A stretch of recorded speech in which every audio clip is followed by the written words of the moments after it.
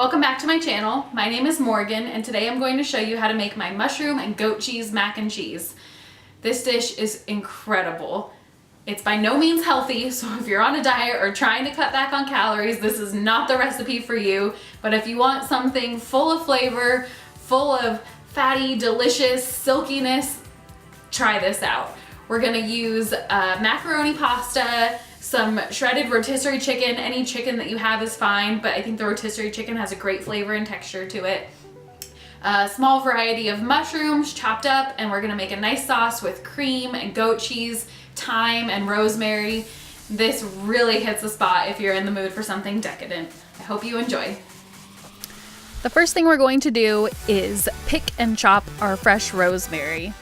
I prefer to use fresh rosemary in this recipe because it really helps bring a nice pop of flavor and the color is so much more vibrant. You just run your fingers across the stem to get all the little leaves off and then chop it up nice and small. Next ingredient is mushrooms. I'm using a mixture of white button mushrooms and cremini mushrooms. Any mushrooms will work just fine. This is just what I had on hand for the day. You're going to use a damp paper towel to wash them. Don't run them underwater, please. Mushrooms are like little sponges, and if you submerge them in water, they're gonna soak up all that liquid and give you a really watery dish.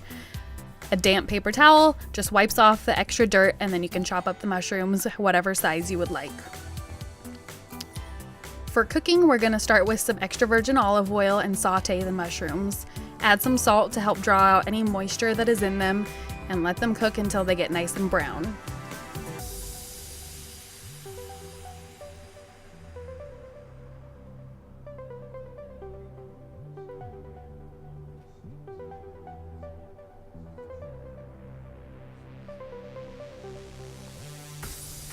Once the mushrooms are brown and fully cooked, we can add in our heavy cream, along with our fresh rosemary and our dried thyme.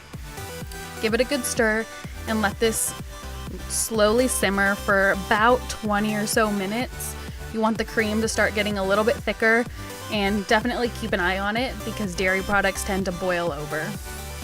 Once your sauce starts to thicken, add in the rotisserie chicken and your goat cheese.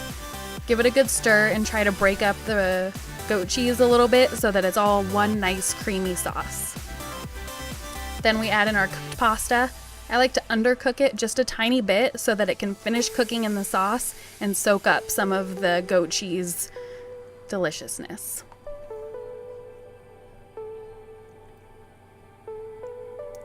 Once it's all mixed together, let it cook for just a couple minutes. Bring it all up to the same temperature and you'll be good to go.